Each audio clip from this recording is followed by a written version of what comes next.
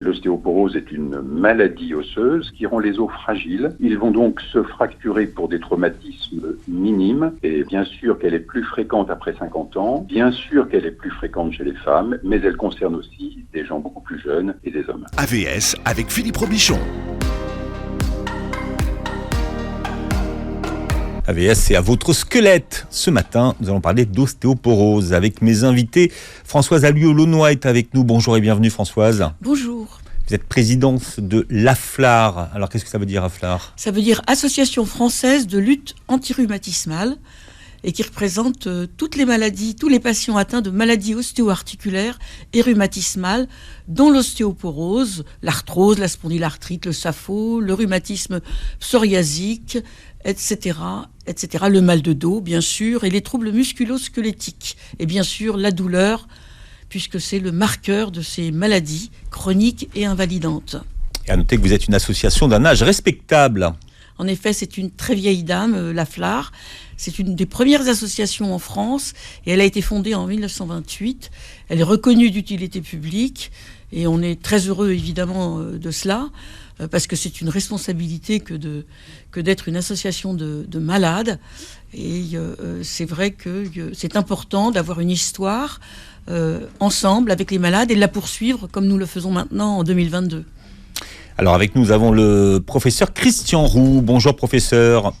Bonjour. Vous êtes rhumatologue, professeur des universités et vous pratiquez à l'hôpital Cochin à Paris au pôle ostéo-articulaire. Alors on va parler ce matin de cette maladie qui est mal connue du grand public, l'ostéoporose, souvent associée à une maladie de, je mets des guillemets, de vieux ou exclusivement féminine. Alors qu'est-ce que c'est professeur que l'ostéoporose ? Déjà qu'est-ce que ça veut dire ostéoporose ? Eh bien, ostéoporose, comme on peut le deviner, signifie que les os sont poreux, c'est-à-dire qu'ils sont extrêmement fragiles. Et l'ostéoporose est une maladie osseuse qu'il faut bien différencier de l'effet de l'âge, bien entendu. Ce n'est pas une simple conséquence du vieillissement. C'est une réelle maladie osseuse qui rend les os fragiles. Ils vont donc se fracturer pour des traumatismes minimes. Alors ça va de chute de sa hauteur à éternuement ou secousse brutale dans un transport en commun, etc. Tout ça va provoquer des fractures sur un squelette fragile. Et vous avez évoqué d'emblée le problème de l'âge. J'insiste sur le fait que, bien sûr qu'elle est plus fréquente après 50 ans, bien sûr qu'elle est plus fréquente chez les femmes, mais elle concerne aussi des gens beaucoup plus jeunes et des hommes. Ce qu'il faut expliquer, c'est que l'os est vivant. Alors l'os est un tissu très vivant. On a souvent en tête l'image du squelette accroché à un clou dans une salle d'anatomie pour les étudiants, quelque chose comme ça de très fit. En réalité, c'est un tissu vivant qui se remodèle en permanence et on peut dire, sans se tromper, qu'environ 10% de notre squelette est détruit et reconstruit chaque année. Au bout de 10 ans, on fait un nouveau squelette. C'est exactement ça. Ouais. Oui, c'est exactement ça. C'est-à-dire que notre squelette est là pour nous porter et pour assurer un certain nombre de fonctions de régulation du calcium, etc., etc. Et pour ces fonctions, il a besoin d'être en forme, il a besoin d'être compétent. Et donc, il se renouvelle en permanence. Le problème, effectivement, de l'os, il se renouvelle en effet en permanence, comme vient de le dire Christian Roux, mais notre civilisation aussi fait que nous sommes atteints de sédentarité, on va le dire ainsi. Nous ne bougeons pas suffisamment, nous ne marchons pas suffisamment, nos activités physiques sont réduites. L'OMS a publié il y a assez peu de temps un chiffre terrible qui montre que dans nos pays civilisés, nous marchons 300 mètres par jour en moyenne. Donc c'est un vrai problème, c'est une des raisons pour lesquelles l'os va se fragiliser. Alors, notre os, moi je reviens sur notre squelette.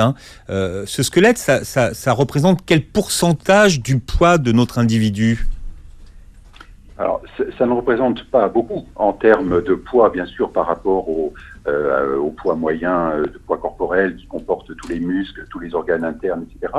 Et en plus, cette répartition en proportion est très variable. L'extrémité céphalique, la tête, représente un poids très important. C'est une extrémité osseuse extrêmement lourde. D'autres vont être plus légères. Et je voudrais vraiment répondre ainsi, pour insister sur le lien qui existe entre l'appareil musculaire et l'appareil squelettique. C'est pour ça que dans nos spécialités, on parle souvent d'appareil musculo-squelettique, parce que ces deux tissus s'intriquent et le poids de l'un va dépendre du poids de l'autre. On a ainsi une augmentation du poids de l'os lorsque l'activité physique est importante et à l'inverse, une diminution. Je regardais les chiffres, hein, ça représente à peu près 15% du poids du corps. Est-ce que vous êtes d'accord avec ça, professeur ? Oui, ça paraît même.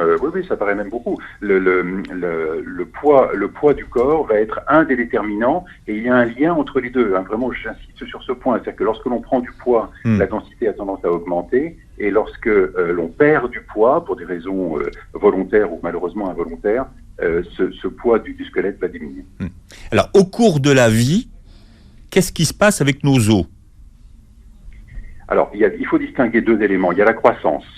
Tout le monde sait qu'on grandit, on arrête de grandir, etc. Ça, c'est la croissance en taille.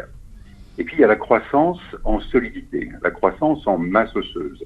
Donc, cette masse osseuse va augmenter jusqu'à l'âge de 20 ans environ, puis elle va rester stable de 20 ans à 50 ans chez les femmes, un peu plus loin chez les hommes. Et puis, à partir de la ménopause, il va y avoir une diminution de cette masse osseuse. Donc, il y a vraiment trois phases. Il y a l'acquisition du pic qu'on appelle le capital osseux qui se fait jusqu'à l'âge de 20 ans. À 20 ans, pardon de vous couper, mais à 20 ans, c'est là où il est au maximum ? Absolument, entre 20 et 25 ans. D'accord. Ça dépend de plein de choses, mais voilà, c'est ça qu'il faut retenir, c'est que tout élément de santé et toute agression possible par certains médicaments, par certaines maladies avant l'âge de 20 ans va avoir un retentissement sur ce capital osseux de départ. Puis il sera maintenu. Et puis la perte ensuite est inéluctable à partir de 50 ans, lente et progressive liée à l'âge, et puis plus rapide et plus importante liée à la carence en hormones de la ménopause. Et bien sûr, donc un peu plus tard chez les hommes. Alors, expliquez à nous tous ce que ça veut dire que de la perte osseuse. Vous dites qu'elle est inéluctable. Quand on dit qu'on a une perte osseuse, ça veut dire quoi ? C'est qu'on perd de l'os ? Absolument. Ça veut dire que l'os se résorbe. Il faut imaginer un système de résorption, donc de destruction progressive de ce tissu qui est à la fois une matrice et puis du minéral. Donc petit à petit, en effet, c'est une réelle perte de la quantité d'os. Alors bien entendu, ça se fait à des échelles qui sont très très petites, mais comme ces échelles sont multiples dans le squelette et puis qu'elles sont permanentes à partir d'un certain âge, le total peut aboutir à des pertes très importantes. Alors, notre capital osseux, notre masse osseuse, qu'est-ce qui se passe quand intervient le phénomène d'ostéoporose ? Alors, le phénomène d'ostéoporose va s'accompagner d'une diminution de la masse, donc de la quantité, et aussi d'une diminution de l'architecture interne, donc de la qualité. La résorption, vous voyez, la destruction va entraîner cette disparition progressive de certaines travées. Peut-être peut-on comparer certains os à une éponge. Vous voyez, une éponge, elle est plus ou moins poreuse. Eh bien, imaginez que petit à petit, les pores, les trous au sein de cette éponge s'agrandissent, finissent par se coaliser, de sorte qu'on voit bien que les parois internes ainsi se trouvent détruites, d'où la fragilité. D'accord. Vous avez peut-être déjà entendu ça, mais il y a des personnes qui vous disent « Mais tu sais, moi j'ai des gros os, j'ai un gros squelette. » Donc, est-ce que ça veut dire que les gens qui ont des gros os, par exemple, ils sont moins concernés que les autres par cette perte en capital osseux ? Bien entendu, c'est la grande injustice de la génétique. C'est-à-dire que l'on démarre dans la vie avec un capital osseux très élevé, d'autres avec un capital osseux plus basse. Il y a des masses osseuses basses familiales, des situations familiales, constitutionnelles, de densité osseuse basse. Alors, il faut faire très attention de ne pas confondre cette situation constitutionnelle avec une maladie. Certains ont un morphotype réduit. Je vais dire les choses de manière caricaturale, mais chez une femme très mince, voire maigre, de petite taille, on peut voir des masses osseuses basses, mais qui finalement sont adaptées à son squelette, adaptées à sa morphologie. Ce n'est pas forcément une maladie. Là, on va faire intervenir quelque chose d'important, qui est la variation dans le temps. Autrement dit, comme je l'ai dit tout à l'heure, il y a une phase d'acquisition, de maintien puis de perte. Toute la question est de savoir, est-ce qu'on peut maintenir ce capital osseux le plus longtemps possible ? Voilà. Quel est le rôle des hormones et quel est le lien entre les hormones et les os ?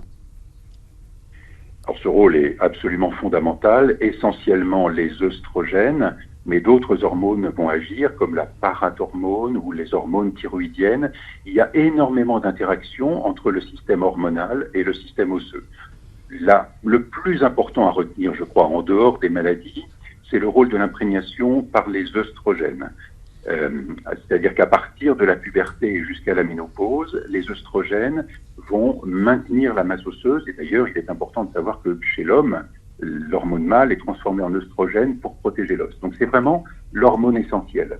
La conséquence qu'il faut bien retenir, c'est que en cas de carence en hormones, on va avoir des conséquences osseuses immédiates, ce qui signifie en pratique l'arrêt des règles pendant plusieurs mois, puis la ménopause, surtout si elle est prématurée, 45 ans, voire plus jeune, va avoir des conséquences sur l'os, puisque c'est vraiment, les œstrogènes sont l'hormone qui empêche cette dégradation que nous avons décrite tout à l'heure. Alors on parle de l'ostéoporose ce matin, une maladie silencieuse qui touche un très grand nombre de personnes. On n'en parle pas jusqu'au jour où on glisse, où on tombe, et bim, c'est la chute et c'est la fracture. Alors on parle de l'ostéoporose avec mes deux invités ce matin, Françoise Alliot-Launois, qui est présidente de l'AFLAR, l'association française de lutte anti-rhumatismale, une association de malades, vous nous avez dit tout à l'heure, et qui a même élaboré un questionnaire d'évaluation du risque d'ostéoporose. Oui, tout à fait. Ce questionnaire s'appelle le voleur d'os. Il existe sous forme papier et il existe évidemment sous forme de e-santé. On peut le remplir en allant sur notre site. Donc le voleur d'os. Et le voleur d'os va justement chercher à travers un jeu de questions très simple de permettre aux femmes, aux 4 millions de femmes et aux millions d'hommes qui sont atteints d'ostéoporose et les autres qui en sont à risque, va leur permettre à travers ces questions de voir quelles sont les hauteurs de risque qu'ils courent si par exemple ils ne mangent pas suffisamment de laitage, si par exemple ils ont des problèmes d'équilibre, s'ils ont un parent qui a lui-même été touché par l'ostéoporose et en particulier les fractures. Voilà, donc ce questionnaire-là va donner une idée de cette maladie ostéoporose, puisqu'on sait qu'il y a des facteurs à la fois qui sont familiaux, génétiques on pourrait dire, des facteurs environnementaux, et en particulier les apports de calcium, de vitamine D, et puis aussi des risques qui sont liés au fait que l'on est caucasien ou asiatique. On a plus de chances de souffrir d'ostéoporose et de fractures qui en sont le symptôme que si on est d'une race différente. Et le professeur Christian Roux est avec nous. Vous êtes professeur rhumatologue et vous exercez à l'hôpital Cochin à Paris. Professeur, est-ce que c'est normal de rapetisser avec l'âge ? Non. Ah bon ? Alors, je croyais qu'avec l'âge... Moi, ma grand-mère disait toujours, tu sais, avec l'âge, on se tasse. Oui, absolument. Alors, c'est une expression que je déteste. On se tasse parce que souvent ceci est assimilé à une évolution normale liée à l'âge, etc. Donc, je vais essayer de nuancer ma réponse. Bien sûr qu'on peut perdre de la taille avec l'âge, puisque les disques situés entre les vertèbres se déshydratent, s'abîment plus ou moins en fonction de l'activité physique, de paramètres génétiques, etc. Bref, la hauteur des disques entre les vertèbres, les ressorts entre les vertèbres, tend à diminuer avec l'âge. Donc ceci, on va entraîner une perte de taille. La deuxième chose, c'est les muscles qui nous permettent de tenir droit, qui nous permettent d'avoir des courbures harmonieuses de la colonne, vont s'altérer aussi avec l'âge et donc peut-être favoriser une anomalie des courbures, par exemple l'arrondissement du dos, le fait de se voûter. Tout ça correspond effectivement à la possibilité de perdre 1, 2, voire 3 cm qui sont des conséquences inéluctables de l'âge. En revanche, il est absolument anormal de perdre 4, 5 ou plus. Et j'ai des patients qui ont perdu 15, 20 cm. Et là, on ne joue plus sur ces ressorts entre les vertèbres. Donc, on parle du corps de la vertèbre lui-même qui va se tasser, c'est-à-dire se fracturer. Il faut bien comprendre qu'un tassement de vertèbre, c'est une fracture de vertèbre. C'est exactement l'équivalent d'une fracture du col du fémur, etc. Voilà. Et donc, cette réduction de la hauteur de chacun des corps des vertèbres va entraîner de son côté une perte de taille. Ouais. Mais là, je vous dis, on passe à des seuils de 4, 5, 6 cm au plus. Alors, Françoise parlait tout à l'heure de voleurs silencieux. Est-ce qu'il y a un stade avant la maladie, avant l'ostéoporose ?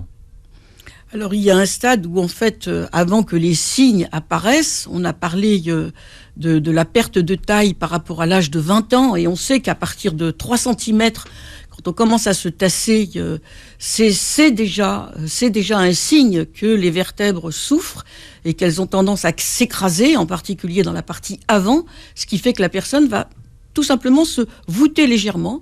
Alors donc ça, c'est évidemment très important. Et par ailleurs, des signes d'appel qui peuvent être, sans qu'il y ait eu notion avec des radios, de regarder si les vertèbres sont tassées, des douleurs de dos, des dorsalgies, des lombalgies, et qui souvent vont être traités par des médicaments et puis par de la rééducation pendant des années, sans que finalement le diagnostic soit posé. Et ça, c'est un véritable problème. Il y a une banalisation de cela, et il arrive que des femmes qui ont été diagnostiquées, qui s'adressent à l'association, nous expliquent qu'elles souffraient en fait depuis l'âge de 40 ans, 45 ans, de dorsalgie ou de lombalgie, de mal de dos, ce qu'on appelle le mal de dos, et puis que pendant 10 ans, avec des douleurs souvent terribles, avec des médicaments souvent forts, évidemment pour pouvoir arriver à vivre malgré tout et à marcher, eh bien en fait, le diagnostic a été extrêmement retardé.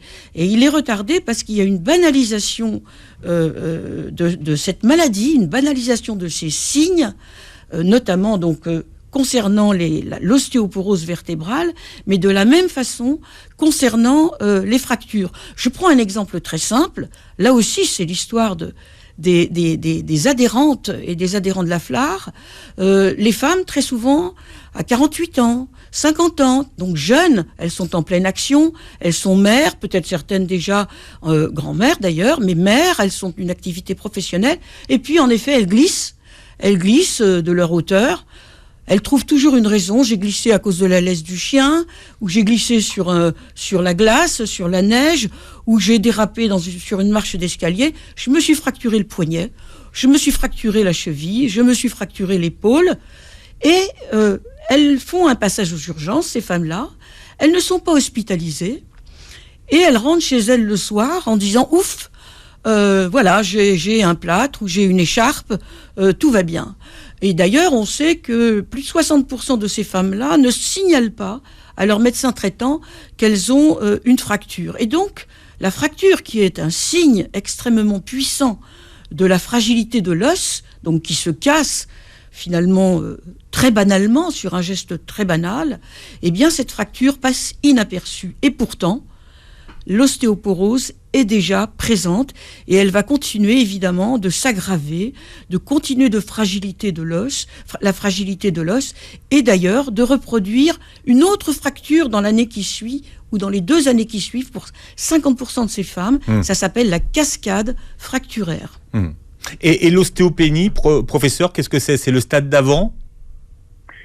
L'ostéopénie est un terme qui est utilisé dans les études cliniques, dans les études épidémiologiques, qui n'est pas du tout un terme de médecine. Je crois que c'est pas du tout à utiliser. C'est pas le stade d'avant l'ostéoporose, en fait. Non, on peut pas dire ça. Certains vont rester ostéopéniques toute leur vie. Non, c'est pas du tout un bon terme. Notre avis, c'est vraiment ostéoporose, oui, non.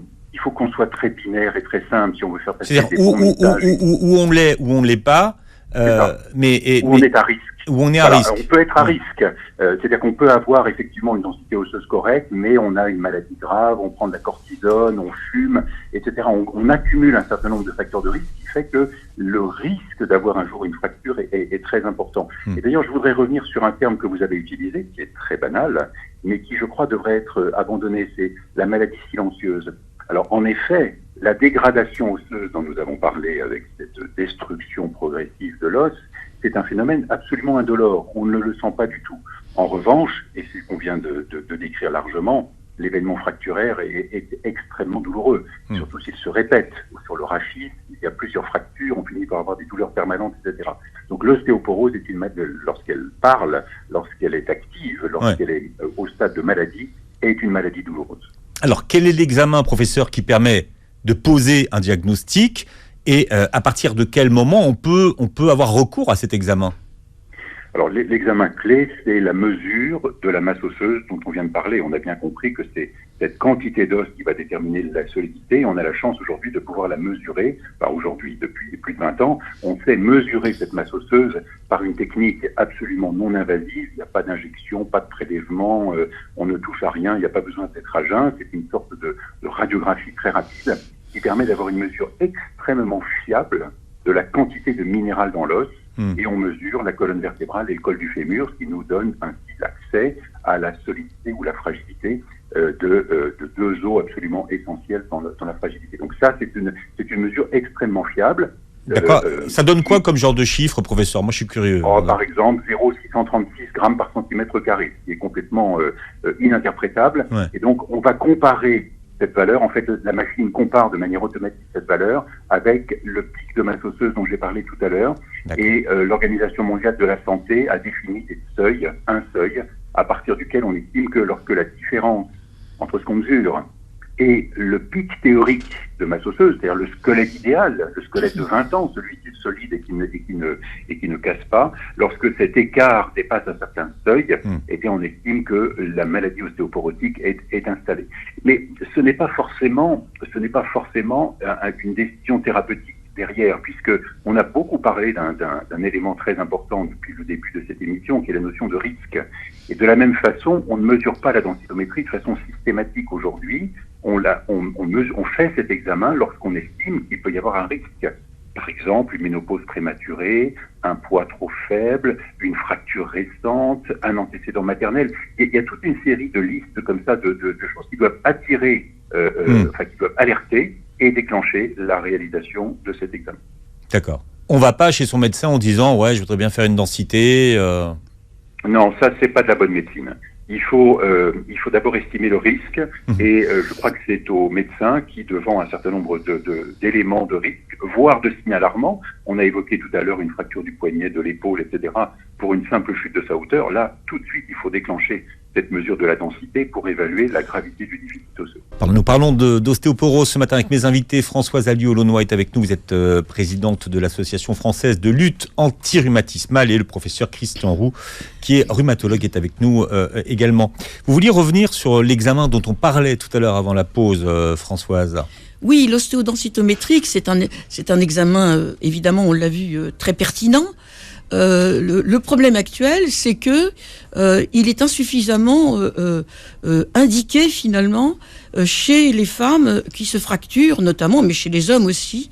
On sait que seuls 10% de ces femmes et ces hommes fracturés vont pouvoir avoir une ostéodensitométrie. Il y a un problème en effet de parcours d'ostéoporose sur lequel évidemment nous travaillons ensemble, main dans la main, l'association de malades et les médecins, parce que ce parcours pour l'instant n'existe pas suffisamment. Les malades atteints de fractures d'ostéoporose habitent dans la ville, ils sont chez eux. Il y en a assez peu finalement d'hospitalisés. Ceux qui sont hospitalisés, ce sont des personnes très âgées, très fragiles. Et la majorité des patients, par contre, comme je l'ai dit, retournent à leur domicile et n'ont pas donc de parcours ostéoporose devant eux. Donc il faut absolument que le grand public et les personnes fracturées bénéficient d'informations, de campagnes, de dépistage de l'ostéoporose et notamment après fracture grâce à l'ostéodensitométrie. D'accord, mais est-ce que tant qu'il n'y a pas fracture, il n'y a pas ostéoporose, professeur Roux? Il peut y avoir ostéoporose sans fracture, bien entendu. Il peut y avoir une situation de masse osseuse basse altérée par certains médicaments, ou par certaines situations. Je vais donner des exemples qui sont très simples et connus de tous. Une ménopause à 40 ans va entraîner forcément une perte osseuse beaucoup plus rapide et donc un risque d'ostéoporose. Une intoxication tabagique. Le tabac est extraordinairement toxique pour l'os. Les sujets qui fument sont plus maigres et ont une plus grande fragilité osseuse. Et puis il y a un troisième médicament que chacun connaît, c'est la cortisone.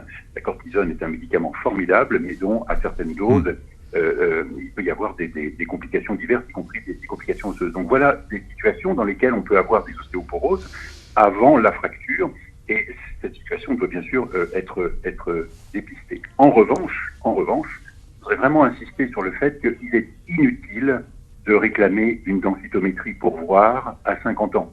Ça n'a aucun sens. Ça n'a pas de sens. La probabilité d'avoir une ostéoporose à cet âge-là, sans facteur de risque massif et évident à côté, est tellement faible que l'examen est inutile.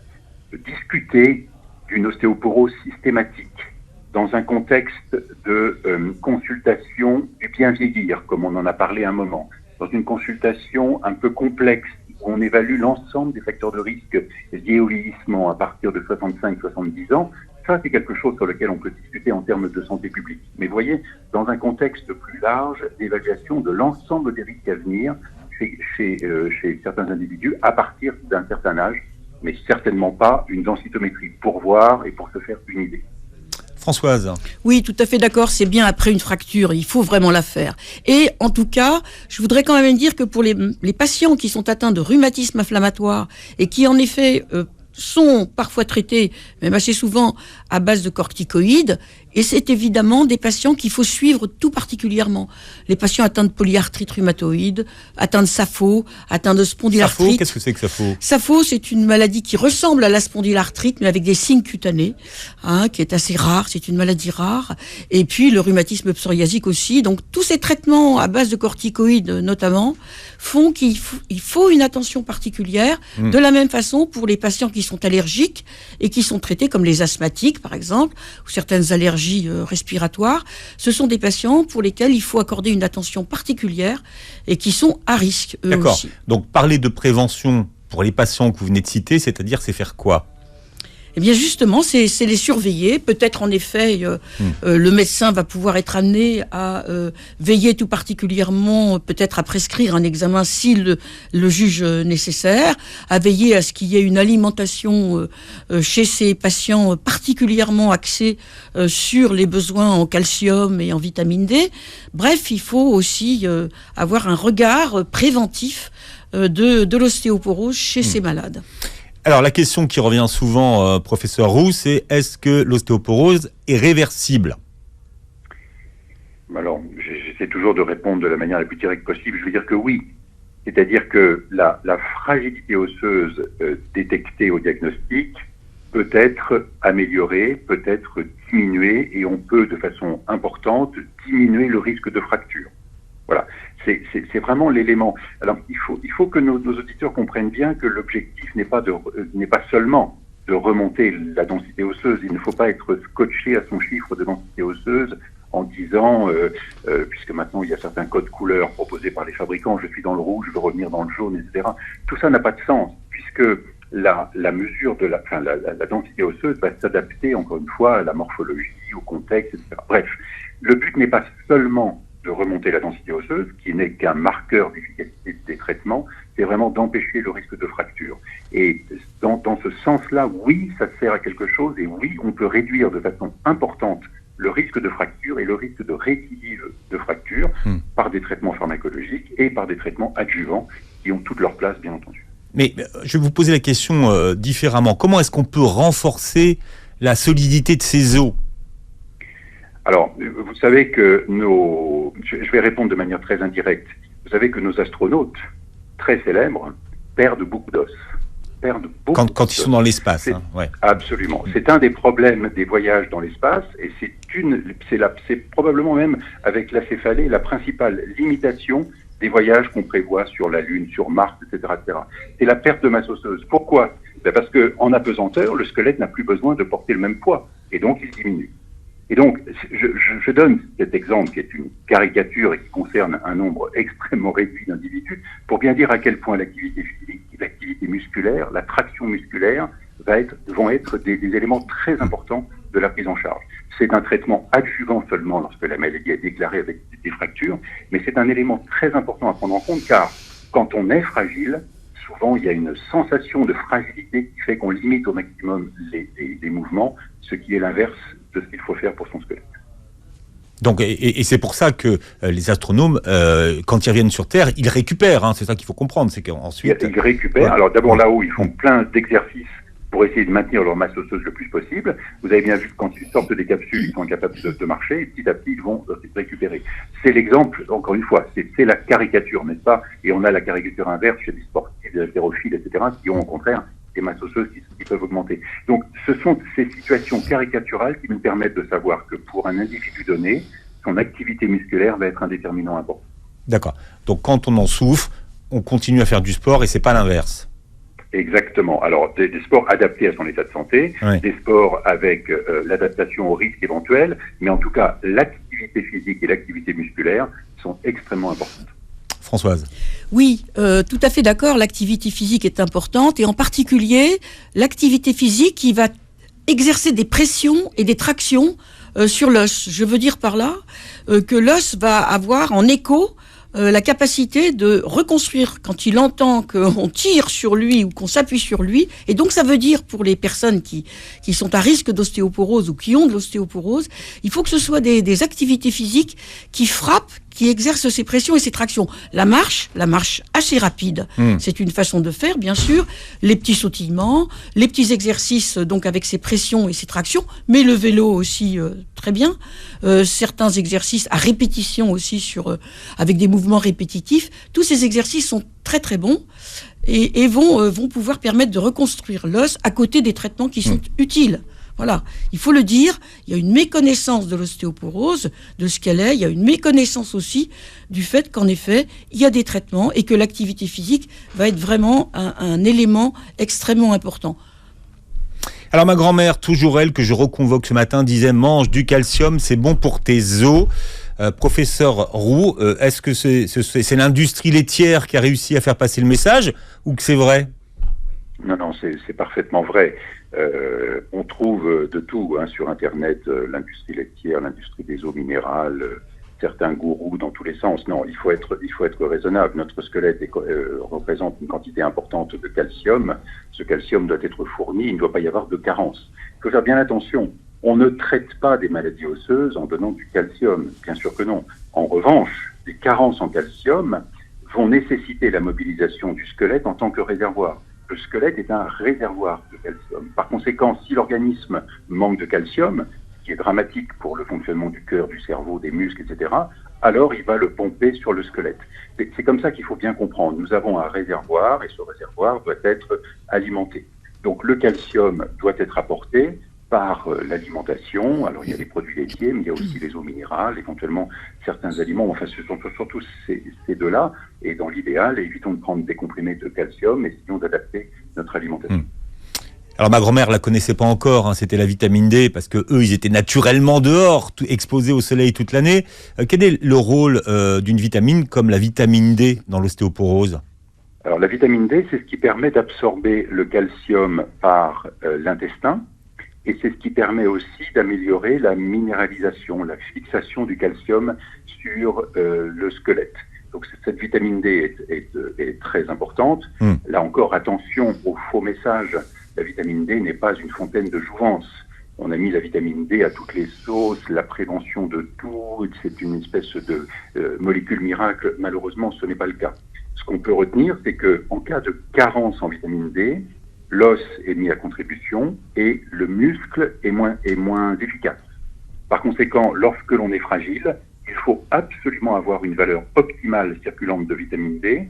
Et là, autant j'ai beaucoup insisté sur l'alimentation pour le calcium, autant je dois dire que pour la vitamine D, les apports alimentaires ne peuvent pas être suffisants. Il faudrait consommer des quantités absolument astronomiques de poissons gras pour obtenir la valeur souhaitée. Donc là, le recours à des molécules et à des médicaments est indispensable. Ils sont très peu chers, extrêmement bien tolérés et accessibles très facilement.